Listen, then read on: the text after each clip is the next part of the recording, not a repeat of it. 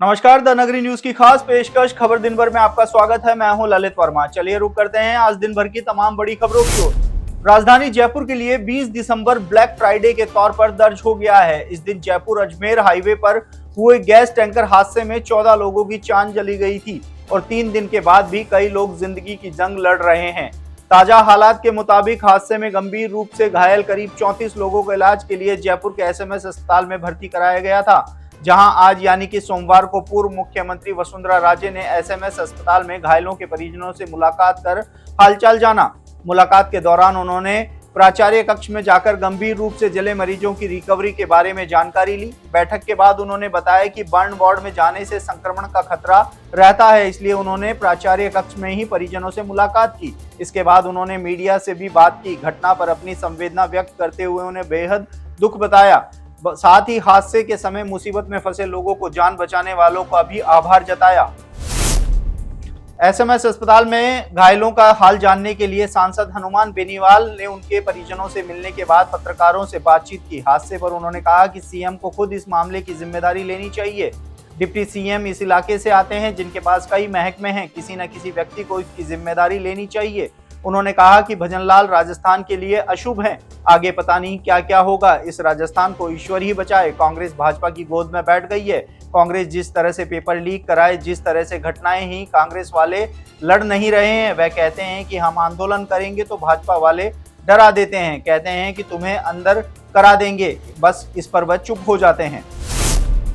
बांसवाड़ा से सांसद और भारत आदिवासी पार्टी के नेता राजकुमार रौत ने कहा है कि किरोड़ी लाल मीणा को उनके साथ, उनकी पार्टी के साथ आकर काम करना चाहिए। रौत ने किरोड़ी लाल मीणा को अपने साथ काम करने का न्योता दिया।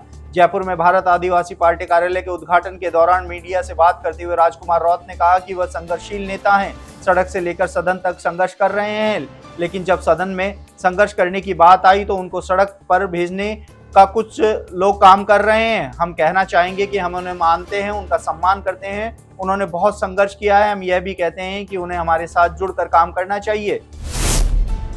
समरावता घटना के 40 दिन बाद पूर्व मंत्री प्रताप सिंह खाचरियावास समरावता पहुंचे और निर्दलीय प्रत्याशी नरेश मीणा के समर्थन में आयोजित होने वाली महापंचायत को अपना समर्थन दिया। उन्होंने सरकार और पुलिस पर निशाना साधते हुए कहा, सरकार और पुलिस नरेश मीणा के खिलाफ कितने मुकदमे दर्ज करेगी? क्या नरेश मीणा को फांसी देंगे? टोंक में मीडिया से बातचीत करते हुए खाचरियावास ने कहा कि कांग्रेस उन सभी जगहों पर मौजूद रहेगी जहां गरीबों पर अत्याचार या अन्याय होगा, चाहे वह नगर फोर्ट में पंचायत हो या जयपुर में प्रदर्शन। कांग्रेस हर अन्याय के खिलाफ आवाज उठाएगी। सचिन पायलट और टोंक सवाई माधोपुर सांसद हरीश मीणा के अब तक के समरावता गांव नहीं पहुंचने के सवाल पर प्रताप सिंह ने कहा कि यह मेरे घर के लोग हैं जो नहीं पहुंचे, इनका जवाब मैं क्या दूं? मैं भी इंतजार कर रहा था कि पहले बीजेपी का पूरा मौका देख लिया जाए। आबकारी पुलिस हनुमानगढ़ ने रविवार को एक बड़ी कार्रवाई करते हुए तस्करी की जा रही करीब 30 लाख रुपए की शराब पकड़ने में सफलता हासिल की है। जिला आबकारी अधिकारी संजीव पाटवरी ने बताया कि प्रहराधिकारी विनोद कुमार ने ईपीएफ टीम और स्पेशल टीम सदस्यों के साथ कार्रवाई करते हुए सूचना के आधार पर एक ट्रक को रुकवाकर तलाशी ली तो ट्रक के अंदर से 400 पेटी शराब बरामद हुई। ट्रक में 400 शराब की पेटियों में कुल 4800 बोतल शराब बरामद की गई है। खास बात यह रही कि शराब को पशु आहार की आड़ में पंजाब के बठिंडा से भरा गया था। आबकारी पीओ विनोद कुमार ने बताया कि पुलिस ने चंदला गांव के खलासी आसू राम को गिरफ्तार किया है, जबकि कार्रवाई के दौरान ट्रक चालक फरार होने में सफल रहा। नागौर सांसद हनुमान बेनीवाला जयपुर के एसएमएस अस्पताल में भर्ती जयपुर के भांकरोटा अग्निकांड के घायलों से मिलने पहुंचे। उन्होंने एसएमएस अस्पताल के बर्न वार्ड में सुविधाओं के विस्तार के लिए अपने सांसद कोष से 50 लाख रुपए देने की घोषणा की। इस दौरान वहां मौजूद मंत्री ओटाराम देवासी से उनकी दिलचस्प बातचीत का ऑडियो भी सामने आया है। मंत्री देवाराम हॉस्पिटल में हेल्थ चेकअप के लिए आए हुए थे, तभी बेनीवाल ने उनका हालचाल लिया और कहा कि कैबिनेट मिलते ही ठीक हो जाओगे। दरअसल सांसद बेनीवाल और देवासी मेडिकल कॉलेज के प्रिंसिपल चैम्बर में आपस में मिलने पहुंचे। इसी दौरान हनुमान बेनीवाल ने देवासी से उनके स्वास्थ्य की जानकारी ली। कोटा को पर्यटन की दृष्टि से देश के मानचित्र पर उभारने की कवायद के रूप में आयोजित किए जाने वाले 3 दिवसीय कोटा महोत्सव का आज गणपति वंदना के साथ ही विधिवत रूप से आगाज हो गया है। लोकसभा अध्यक्ष ओम बिरला ने खड़े गणेश जी मंदिर पहुंचकर भगवान गणेश जी की पूजा अर्चना की और उनके साथ ही कोटा महोत्सव का शुभारंभ हो गया। गणपति वंदना के समय राजस्थान के ऊर्जा मंत्री हीरालाल नागर, विधायक संदीप शर्मा, भाजपा जिला अध्यक्ष राकेश जैन, व्यापार संघ से जुड़े कांति जैन, अशोक माहेश्वरी और जिला कलेक्टर डॉक्टर रविंद्र गोस्वामी व एसपी डॉक्टर अमृता दोहन सहित कई गणमान्य लोग मौजूद रहे। कोटा महोत्सव के दौरान अगले 3 दिन तक कोटा चंबल रिवर फ्रंट पर सभी लोगों की एंट्री निःशुल्क रहेगी। 3 दिनों तक कोटा चंबल रिवर फ्रंट और विजय श्री रंगमंच पर कई तरह के सांस्कृतिक और मनोरंजन कार्यक्रम होंगे। फाइसागर रोड स्थित सीआरपीएफ ग्रुप केंद्र 2 में आज 14वां रोजगार मेला भव्य रूप से आयोजित किया गया।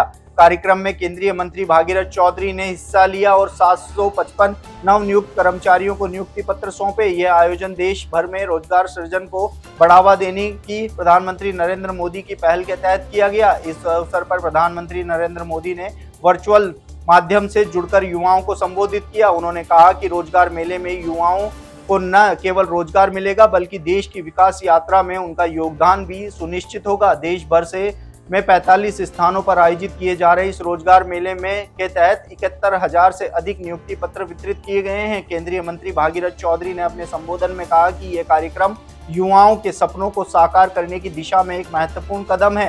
रोजगार मेले के माध्यम से सरकारी और निजी क्षेत्रों में नौकरियों के अवसर प्रदान किए जा रहे हैं। इस आयोजन में युवाओं में उत्साह और आत्मविश्वास का संचार किया है। अजमेर का ये मेला स्थानीय युवाओं के लिए एक प्रेरणा स्रोत बनकर उभरा है।